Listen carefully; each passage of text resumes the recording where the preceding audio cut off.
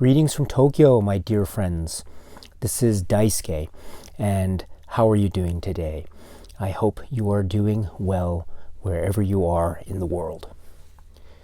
So I'd like to continue my discussion, if I may, of my favorite releases from the Criterion Collection from this year, 2019.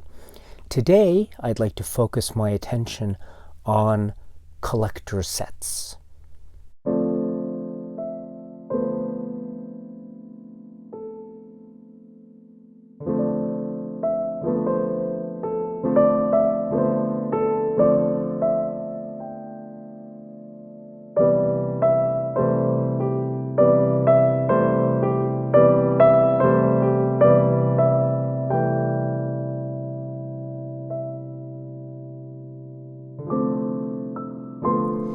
So the Criterion Collection, as you know, occasionally releases sets that are in boxes or otherwise in some kind of special form of packaging.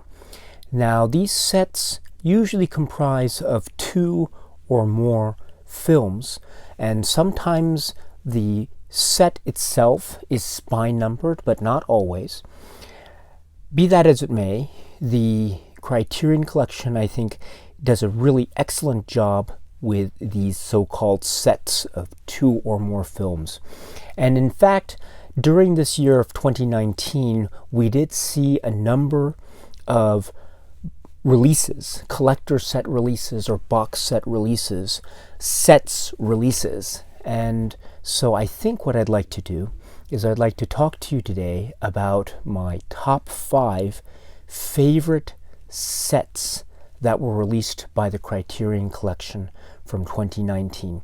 These aren't all of the sets that were released, but I'm going to limit my list to my favorite 5 sets from the Criterion Collection from 2019.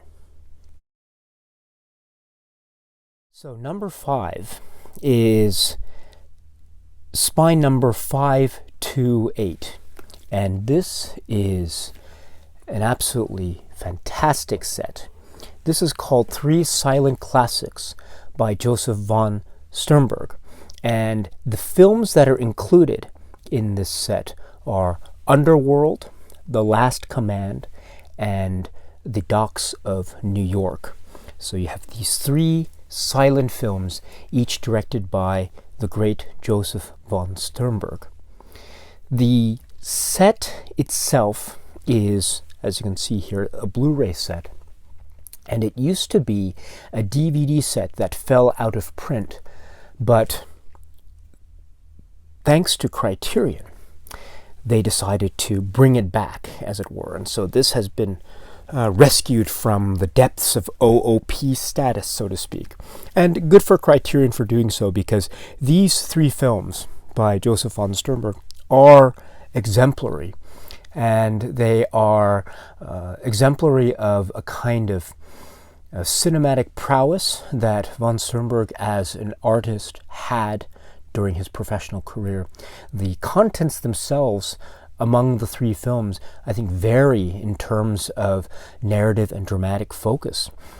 We have films that range from gangster films, gangster crime films, to sort of melodramatic tales, to stories about remembrance and loss, and dealing with the past and with history. So I think the contents are varied, but the films themselves, I think, show a definitive style, a visual flair, and also in terms of character, the films show a real commitment to an honest and deep portrayal of something that we might be able to call humanism. And so the films are themselves really key and really important, and also very, very entertaining and engaging. So they are just on all fronts, on absolutely all fronts, exemplary, stellar, magnificent works.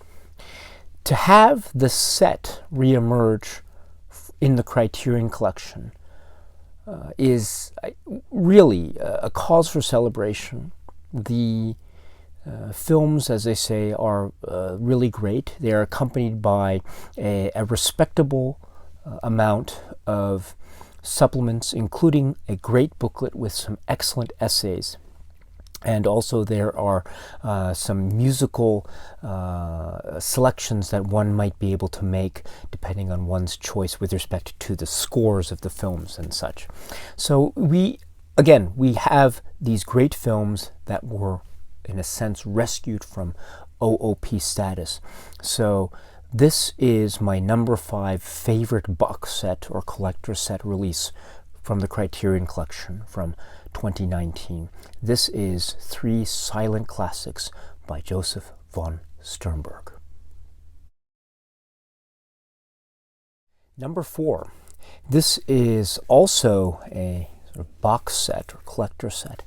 This is spine number 203. The name of the set is the BRD Trilogy, and this is from the artist and filmmaker Rainer Werner Fassbinder. The set includes the films The Marriage of Maria Braun, Lola, and Veronica Voss. These 3 films show a remarkable sense of focus with respect to specific characters that are portrayed against the backdrop of post-war Germany.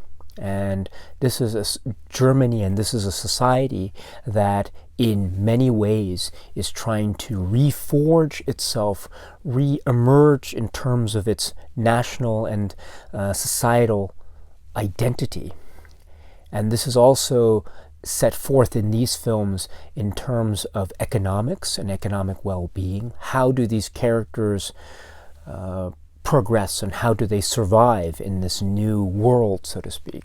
What are the means that are at their disposal, and how do they take advantage of the situations around them, or how do they adapt when situations become rather stark, economically speaking? This is also the case in terms of an emotional weight and also an emotional adaptation. In other words, how do these characters adapt emotionally to the changing landscape and situations that they find themselves in this modern, or the emergence of a modern day Germany, so to speak. And therefore, we have these stories, each of which provides a central character that undergoes a unique situation to that particular character. And so the results of their particular struggles, their particular adaptations to economic and societal and emotional situations that they find themselves in this post-war Germany, tend to differ from film to film to film. For instance, the situations that the character in The Marriage of Maria Braun finds herself in, I would say, differ in a very interesting way from, let's say, the character in Lola, which in turn differs in an interesting way from the character portrayed in Veronica Voss. However, I think we can also see a through line among the films with respect to a kind of let's put it, a kind of survival instinct on the one hand, a means by which emotional relationships are tested, the means by which human connections are forged, or questions are being raised as to, is it even possible to forge lasting and real substantive and substantial human relationships in these particular situations?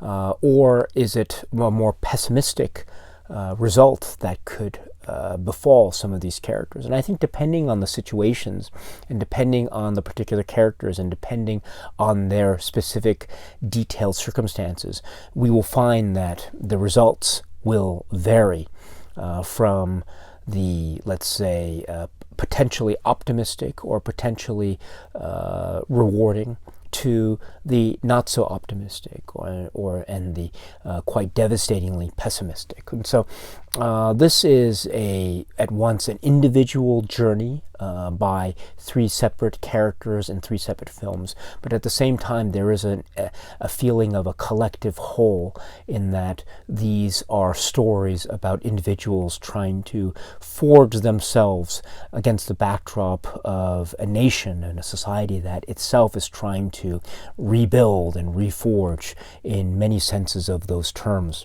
So this is, in a nutshell, the great trilogy from the great master Fassbinder. This is the BRD trilogy. The set itself was like the previous set of three silent classics by Joseph von Sternberg. This set was also rescued from OOP status. It had, in a previous incarnation, been a DVD set from the Criterion Collection, which then fell OOP, which is a shame, because these films were and are, in many respects, landmark films in Fassbinder's long and quite substantial filmmaking career. But these, I think, in many respects, could be seen as being the pinnacle, or among the works that are the pinnacle of his achievements. So it was a shame, therefore, that the original DVD set from the Criterion Collection fell out of print the way it did. However, when the news came that this would come back, and when it indeed came back, it came back with much celebration. And so we have the return of the BRD trilogy to the Criterion Collection. And oh gosh, it is so wonderful and splendid to see this landmark trilogy back in the Criterion Collection once again. So this is my number 4 choice for favorite box set or collector set. This is the BRD trilogy. Number 3. This is a set. It's not, I don't know if one would call it a box set necessarily, but it is a set in the sense that it does contain 2 films on 2 separate discs, and each of those films has its own spine number. So I think for purposes of this discussion, I will count it as a kind of box set, or a set, given that we can use the term to mean, very broadly speaking, of course, a collection or a release that has 2 or more films. So this fits the bill. And this is housing 971 and 972. This is the release of Police Story and Police Story 2. So Police Story and Police Story 2, from the filmmaker and artist and acrobat and martial artist and overall genius, Jackie Chan. The films themselves are incredibly witty, visually stunning, very entertaining. And at the center of the films is, of course, the rather kinetic performance by the great, the one and only Mr. Jackie Chan. To see these films as a kind of collection really gets at the heart of how good a storyteller and filmmaker Jackie Chan is, because if we look at the films in terms of their narrative focus and the stories that they're telling, I think we can see that there is a considerable amount of care given to trying to give these characters a sense of life, a sense of likability, and also, therefore, a sense that we as the audience and as the film goers, the film viewers, can watch them and sympathize with them and root for them as they go through their respective ordeals on screen as they unfold. So as pieces of storytelling, I think they work quite effectively. But then you add into that, of course, the famous aspects of these films, namely the action set pieces, whether they involve really sophisticated stunt work, that might involve moving vehicles, that might involve falls from great heights, that might involve certain aspects of physical dexterity in dealing with buildings and glass and the like. Or they could be action scenes that are composed of fights between characters, using martial arts skills in a very fast-paced and quick edited type of fashion.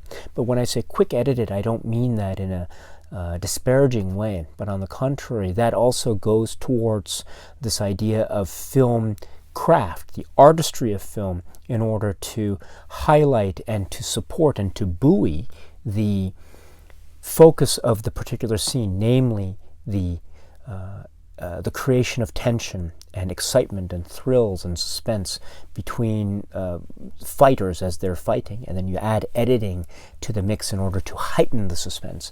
So that's an example, I think, of the core of these films, which is also to say that they are showcasing great dexterity of filmmaking talent as they are portraying these very electrifying action scenes that are highly, highly entertaining and breathtaking. There are some scenes here that, if you haven't seen these films, you will likely just hold your breath in sheer awe as you're seeing all this unfold. And it's thanks and due to Jackie Chan and also his team of performers and martial artists and stuntmen and women who are doing their best, who are giving it their all for the sake of trying to entertain you. And that is a real noble and fine thing to do. And so therefore, to have these films, Police Story and Police Story 2, to have these films in the Criterion Collection in this wonderful presentation that we have here, is just an utter delight from my point of view. So this is my number 3 pick for set, and I just want to say that I'm just very thrilled with this in terms of what it has to offer. So yes, so this is my number 3 favorite set from the Criterion Collection. This is Jackie Chan's Police Story and Police Story 2. Number 2, and this is a very, very big set. This is Spy Number 1000. The set is Godzilla, the Showa era films, 1954 to 1975, and it is so big, my friends, that it can't even fit within the screen of this iPhone. So as I try to fit it into the screen, I will keep talking. There we go. The set itself, it contains all of the films from the Godzilla Showa era from 1954, starting with the original Godzilla, up through to 1975's Terror of Mechagodzilla, and every Godzilla film in between, including 2 English language versions of the films with respect to Godzilla and also with respect to King Kong versus Godzilla, as well as English language tracks for not all, but some of the other films. If you want some information about the specifics of this set, from my point of view, I have made a number of videos in the past where I talk about separate aspects of this set. So if you are interested, and if you haven't seen those videos, I urge you to check those out if you can. So I will forego here going into any specific detail about this set and what I feel about it. If you want, you can look at those videos in your own good time, at your own pace and leisure, of course. But if I were to make some brief comments here, I would say that this is, on the one hand, I acknowledge a flawed set. It is not a perfect set for reasons which I went into in those videos, because of certain aspects of the supplements that I consider to be somewhat incomplete. Not a total failure by any stretch. On the contrary, they are very great supplements, very respectable set of supplements, but it does feel a little bit incomplete. Also, the presentations of the English language tracks or the English language separate cuts of the films might have been it would have been nice to see more of those, a more complete presentation of that aspect of this kind of cinema. Because especially for audiences outside of Japan, I think those English language tracks or those English language cuts of the films tend to be the ones that people maybe know the most. At the same time, related to that point, this is a very this is a kind of a historic set in the sense that we are getting the Japanese cuts of these films in one collection for the first time in North America, and then on Blu-ray as well. And this is quite significant even in Japan, because as far as I can tell, as of now anyway, as of the time of the shooting of this video, there is no one complete set in Japan available here that has all of the Blu-ray editions of the Japanese cuts of the films. And so in that sense, the Criterion release is quite a landmark release, both in North America and also in the context of the Japanese market. So this is in many ways a fine set. It is presenting films that I acknowledge aren't for everyone. They do have a certain campy tone to them, although some may be a little bit campier than others. I do acknowledge that, but at the same time I would respectfully suggest that there are aspects of at least some of the films that can be seen to be quite serious, and that can even be seen to be approaching some kind of social commentary. And therefore I think those serious aspects help to give the Godzilla films a kind of weight and importance from a certain point of view. On the other hand, there is an undeniable campiness to some of the other films, but that is not a bad thing. The name of the game here is entertainment. That is the name of the game. And there's nothing at all wrong with seeking forms of entertainment. And there is nothing lesser about that, in my opinion. There is nothing that makes these films, therefore, on that point alone, there is nothing, therefore, that makes these films any less, in my opinion. So that is to say that we can look at the set and we can enjoy the films for what they are, and we can evaluate them for what they are. And the fact that we have the Criterion Collection Godzilla set here gives us that opportunity itself. And so, and it does so in a loving way, in a great presentation in terms of the cover art and the art that's included inside for each particular film. It's nothing short of masterful, sometimes quite extraordinary in terms of the detail that goes into this artwork and the color designs and the like. This is a fine presentation overall. Despite some of its flaws, this is a grand release.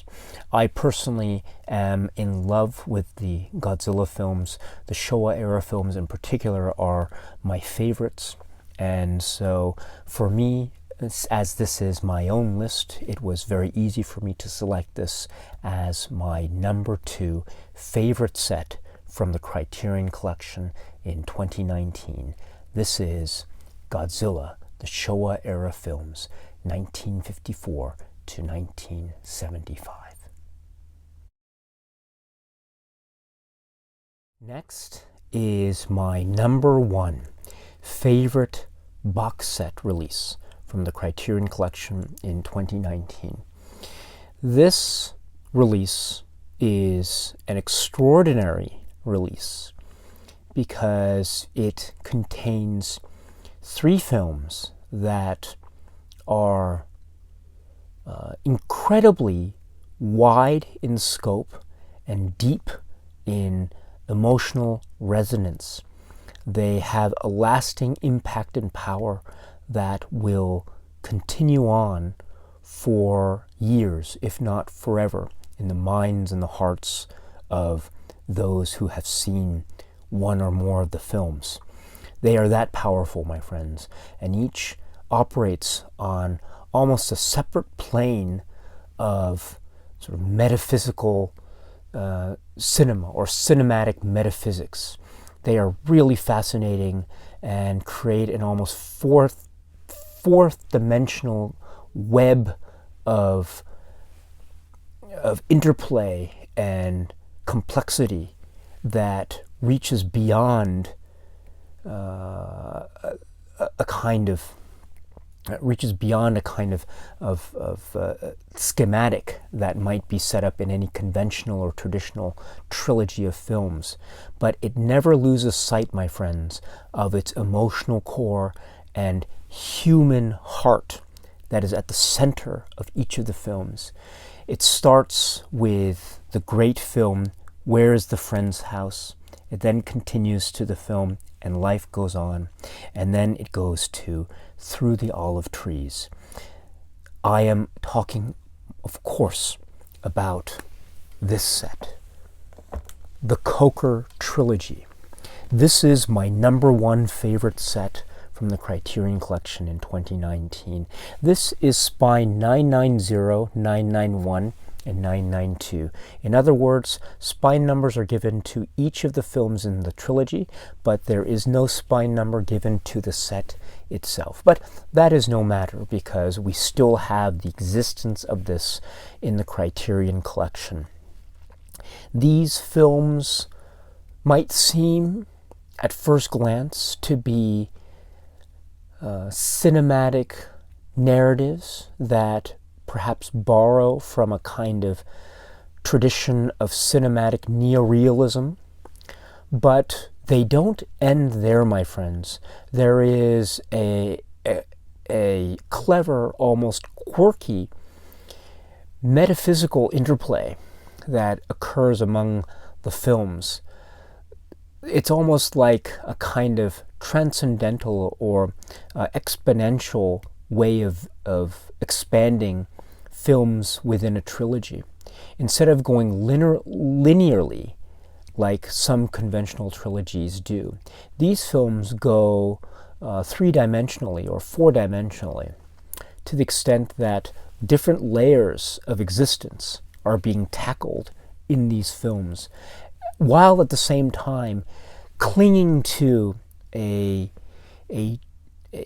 authentic or seemingly authentic depiction of a kind of humanity, an emotional core that never lets go, and thus creates a weight and anchor that gives these films a kind of sustenance, and also a willingness to try new things on the one hand, and yet stay true to something that is very authentic to its emotional core.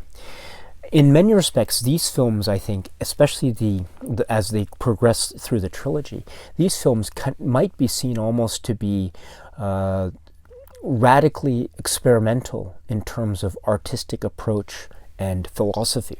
And I think that's a great thing, because there is a kind of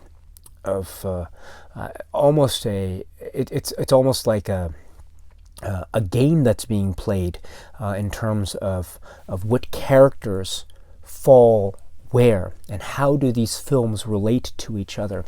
What is the interplay between the films and among the films? Where do they fall? Are they in the same universe, or are they existing on different planes of existence altogether? If so, how do we explain this in the context of our engagement with the films themselves, both on an individual level and then as a whole, if we take the trilogy on a broader context? And these questions linger and go on going forward. While these questions go on, there is also a tenderness to these films. There is a great softness of touch, shall we put it. There is also a lovely sensitivity given towards the dilemmas that these characters are presented with, and how they are trying to solve the issues of their lives as they are seen progressing through the course of these films, respectively, of course.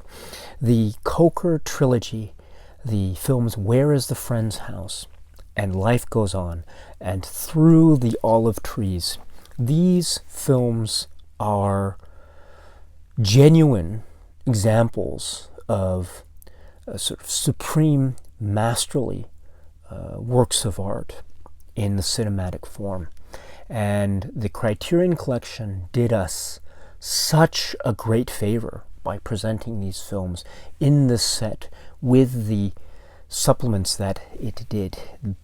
Oh gosh, these supplements and these set really support so strongly the assertion that these films are as important as they should be. And gosh, watching the films themselves, it is so easy to conclude that yes, these films are important, these films are vital, and yes, these films are truly magnificent.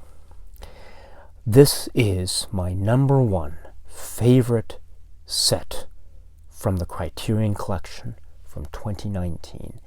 This is the Coker trilogy. Okay, my friends, that's it for now. Do you have any thoughts? Do you have any comments? What are some of your favorite box set releases from 2019? What are some of your other favorite releases from 2019? I would love to know, my friends. As always, I would love to know what it is you have to say.